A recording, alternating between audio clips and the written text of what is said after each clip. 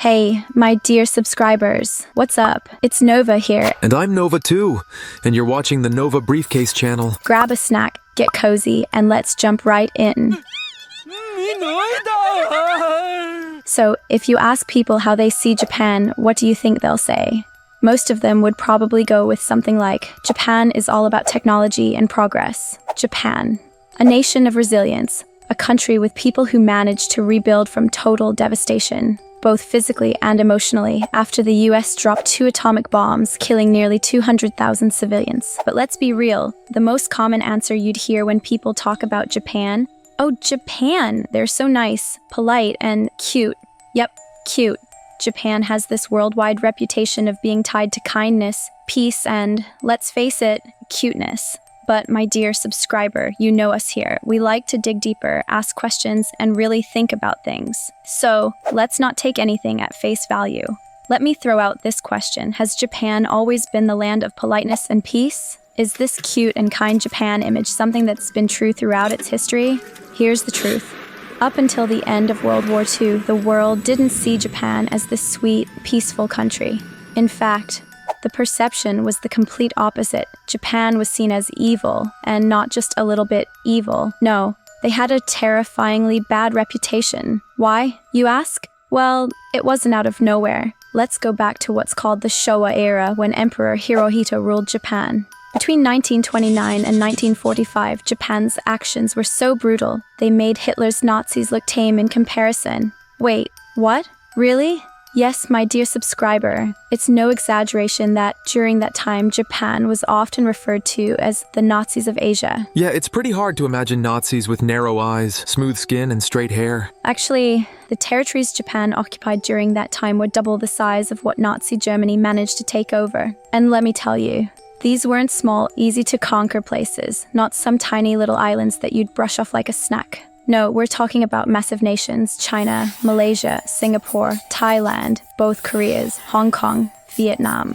You name it. During that period, Japan was directly or indirectly responsible for the deaths of around, and listen to this number, 15 million people in Asia. No way, what the hell? Yeah, unbelievable, right? We're talking about ethnic cleansing, civilian massacres, famines they caused, and even horrific scientific experiments carried out on thousands of prisoners of war. One of the darkest chapters involves Unit 731, a research facility under the Japanese Imperial Army. These guys weren't just doing questionable experiments, they were literally killing thousands of Chinese civilians with biological weapons. For instance, in 1940, Japanese planes dropped bombs filled with insects infected with the bubonic plague over a city called Ningbo. This wasn't some isolated thing. Back then, violence and brutality were deeply ingrained in the mentality of Japanese society. Take 1937, for example. During the Second Sino-Japanese War, the Japanese Imperial Army invaded Nanjing, which was China's capital at the time, before Beijing, and committed atrocities that are hard to even imagine.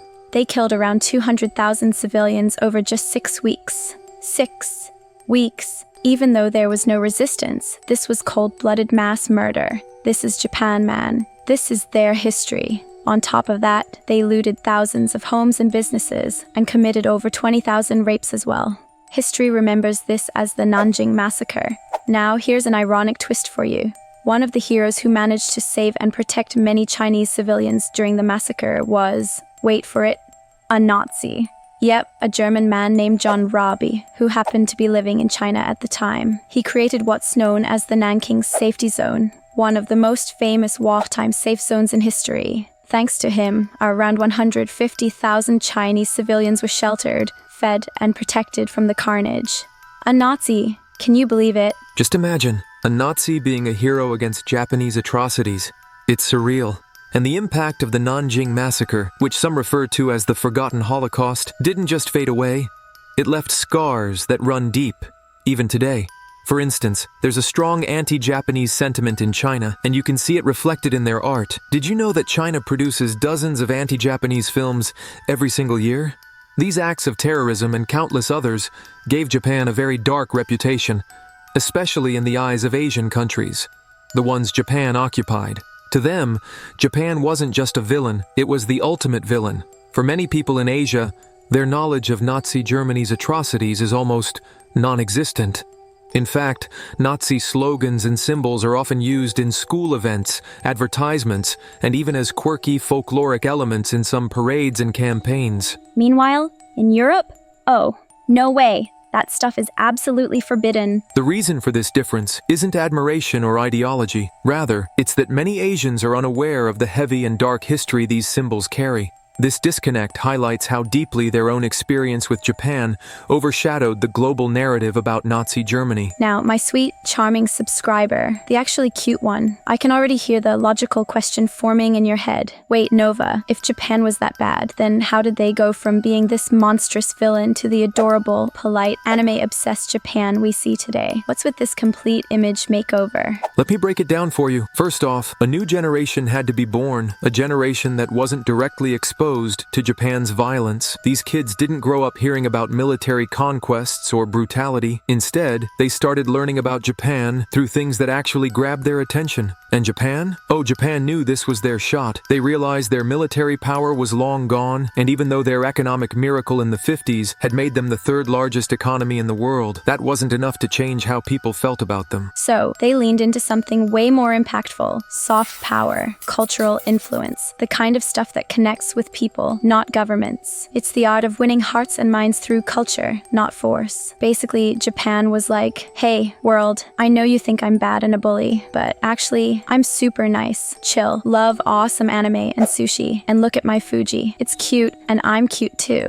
In political terms, this strategy is called public diplomacy. But pulling off a global rebrand like this, that's no small feat. It needed serious focus and coordination. So, in 1972, Japan created the Japan Foundation, an organization dedicated to spreading Japanese art, culture, and language around the world, with offices in several countries. Alright, my dear subscriber, let me tell you about the two big things that these Japanese institutions focused on. First up, we have manga. Think of it as Japanese comic books, though comparing it to regular comics, or even Korean manhwa, doesn't really do it justice. Then there's anime, and let me just stop you right there. If you're thinking, oh, it's just cartoons, you might want to keep that opinion to yourself because anime fans, they take this stuff very seriously. Shows like Naruto, One Piece, Dragon Ball, Attack on Titan, Hunter x Hunter, Death Note, and others aren't just entertainment.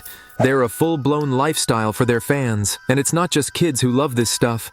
These shows are packed with drama, depth, and even philosophy. They're written to appeal to both adults and kids, and the government heavily supported, funded, and promoted them as a cultural export. Low-key, on the side note, there's also hentai, an X-rated genre of anime and manga. Stop it, Nova, or you're gonna get our YouTube channel banned. Sorry, I was kinda hesitant to bring it up. Really, my bad again. Anyway, while anime was taking the world by storm, another trend was popping up in Japan: Kawaii. Now, if you've ever wondered where the whole obsession with cuteness came from, yeah, this is it. The word kawaii in Japanese captures that shy, blushing, adorable vibe. It's like, imagine the first ever kitten eyes and red cheeks. That's kawaii. This wasn't just a casual thing. It turned into a full-blown movement. The clothes they wore were cute, the accessories were cute, their handwriting was cute, even cafes and stores were cute. Everything is too cute. Oh, even the capital of Japan is too cute. By the way, the whole kawaii craze started as a form of rebellion. Yep, university students used cuteness to push back against authority and traditional norms. You'd think a rebellion would involve protests or edgy outfits, but nope, they went for pink bows and frilly skirts. What helped this trend blow up even more was the economic boom back then. People actually had the money to splurge on these cute little luxuries. And it didn't stop there. Some people took it to the next level. Girls started getting eye surgeries to make their eyes bigger, just like anime characters. And from the kawaii movement, other trends evolved, like grown women dressing and acting like little kids, talking in third person, wearing baby-like outfits, the whole deal. So, why did kawaii get so huge in Japan and then spread worldwide? Well, let's face it, life gets stressful. Work, bills, family. Sometimes people just want to escape back to a time when all they had to do was play and have fun, like when they were kids. That's an interesting take, and it makes sense. I can totally see that being one of the reasons. So my dear subscriber, let's tie it all together. All these things we've talked about, kawaii, anime, manga, combine to make Japanese culture so easy and appealing to export to the rest of the world. Starting from the mid-70s, Japanese cultural products started spreading globally like wildfire. Most Most of the cartoons and video games you grew up with? Yep, they were Japanese. Let me give you some examples. Remember when Nintendo dropped the iconic Game Boy? Or how Sega came out with their consoles? And let's not forget Sony's PlayStation and Nintendo's Wii, all proudly Japanese. Even the characters that defined our childhoods? Totally Japanese. Mario, Sonic the Hedgehog, Street Fighter. Yeah, the guys screaming, Hadouken! All of them came from Japan. Oh, and Pac-Man? Yup, him too. But it wasn't just games. Do you know the version of Alice in Wonderland that shaped how a lot of people in the 80s and 90s imagined her? It wasn't Disney. It was the Japanese anime adaptation of the story. And we can't skip the legendary shows like Grendizer, Mazinger Z, and Captain Tsubasa, or as some of you might know him, Flash Kicker. These weren't just shows, they were a whole vibe, a cultural phenomenon. And then there's Hello Kitty. This little cat isn't just adorable, she's a global icon. The brand's estimated market value? Around $6 billion. Yep, $6 billion. And if any of you, our dear viewers, remember Tamagotchi, guess what? That's Japanese too. I mean, seriously, everything's Japanese. There was also this famous TV series, which was popular among the 80s and earlier generations, called Ocean. Back then, people from all over the world would gather around their TVs just to watch it. Through the story of the main character, Ocean, we got a glimpse of a strong, resilient, yet kind Japan. Here's the cool part. The Japanese government translated and dubbed the series into different languages and distributed it for free. No licensing fees, no nothing. Over the years, it reached 65 countries. Fast forward to the 90s, and things got even crazier. Shows like Let's and Go, Little Chibi Maruko-chan, and the masterpiece Detective Conan hit the screens, along with Slam Dunk, the manga turned anime that made waves. Yeah, that's pretty much how it goes. It usually starts as a manga, and if it gets big and blows up, they turn it into an anime. And these days, it seems like a lot of companies are taking it a step further and making live-action versions like what Netflix did with One Piece. It's crazy how they're making these anime with real actors now. And then there was Pokémon. Oh man, Pokémon was everywhere in the late 90s and early 2000s. It was so big that Pikachu ended up on the cover of Time magazine. So, you're telling me Pikachu made it to Time and you're still watching this video without subscribing and hitting the like button? Come on, help a girl out. So with all these cultural products, we've grown up with this image of Japan burned into our minds. Disciplined, super smart, tech savvy, and proud of their traditions. Like samurai, ninjas, kimonos, geishas, sumo, the whole vertical writing thing, and a whole lot more. But let me tell you, my dear subscriber, Japan had another genius trick up its sleeve, a move so well played it deserves its own case study, to plant this idea of Japan being a cute country. Seriously, who even comes up with that? You always hear about a modern state, a powerful country, blah blah blah, but a cute country? Someone call the sociologists, because this needs to be analyzed. Here's how they pulled it off.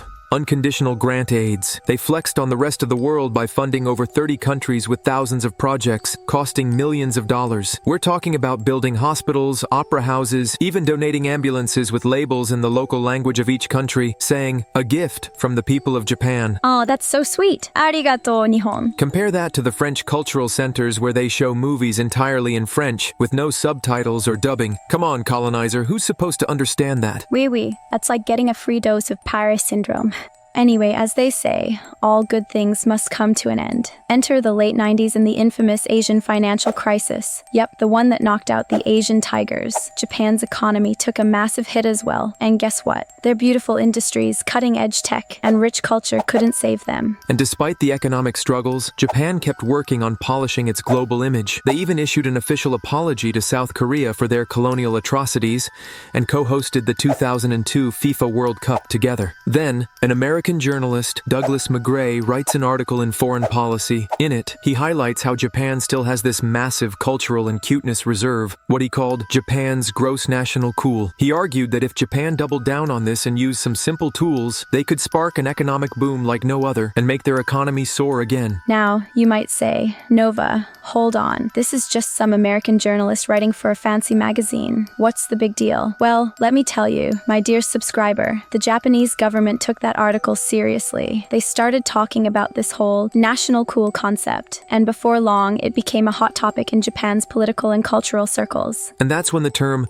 Cool Japan was born. Suddenly, all that cuteness we talked about earlier started to take a more formal tone. It became an official, well-organized strategy. They started hosting conferences, exhibitions, and festivals dedicated to anime, manga, and everything in between. They even launched major events like the International Manga Award, the Tokyo Anime Awards Festival, and the World World Cosplay Summit. And now you're probably asking me, Nova, what's this cosplay thing anyway? Well, it's when people love anime and manga so much, they want to dress up and act like their favorite characters. So, Japan decided to go big and created the World Cosplay Summit, a huge festival where fans from all over the globe compete to see who can pull off the most accurate look and vibe of a specific character. But wait, it doesn't stop there. These celebrations aren't limited to Japan. They've taken cosplay and anime events worldwide, all backed by the Japanese government. That's right, the cool Japanese government. So, starting in 2011, Japan officially rolled out a government strategy to cash in on their cultural gold mine. They called it the Cool Japan Strategy. And it wasn't just about selling the cute side of Japan anymore. Nope, they wanted to market Japan as flat out cool. The strategy covered everything: anime, manga, video games, food, fashion, and even creative tech industries. To make it all happen, they set up this massive business platform called Cool Japan. It brought together people from the government and private sector to execute and promote the strategy. They even created a regional council to push the same agenda. And get this, they appointed an actual minister of state for Cool Japan. Then in 2013,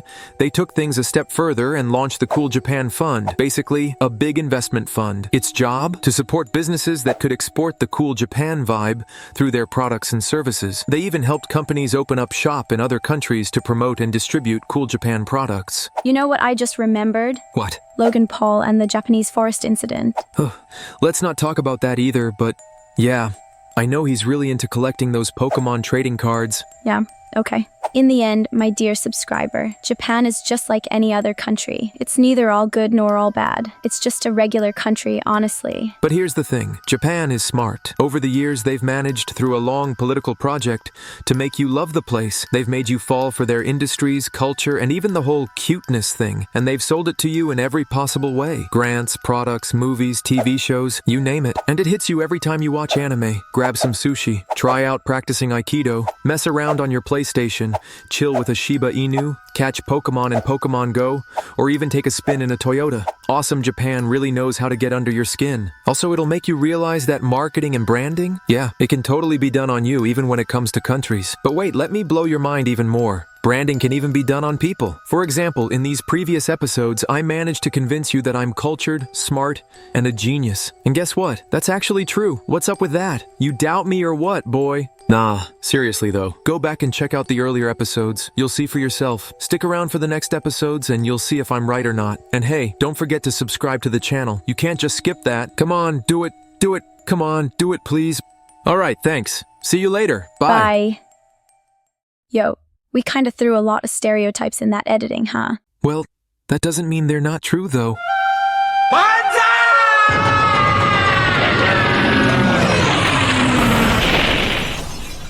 Pika, pika, pika.